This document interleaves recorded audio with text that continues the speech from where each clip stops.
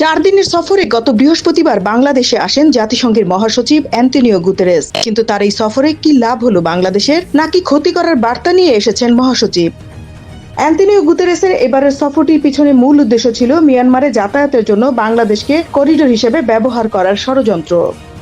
গত বুধবার গুতেরেস বাংলাদেশে আসার আগে দখলদার ইউনূসের প্রেস সচিবের সংবাদ সম্মেলনে করিডোর নিয়ে প্রশ্ন করা হলে কৌশলী বিষয়টি এড়িয়ে যায় প্রেস সচিব। পরবর্তীতে একই প্রশ্ন পররাষ্ট্র উপদেষ্টা তৌহিদ হোসেনকে করা হলে তিনিও বিষয়টি নিয়ে সরাসরি কোনো জবাব দেননি।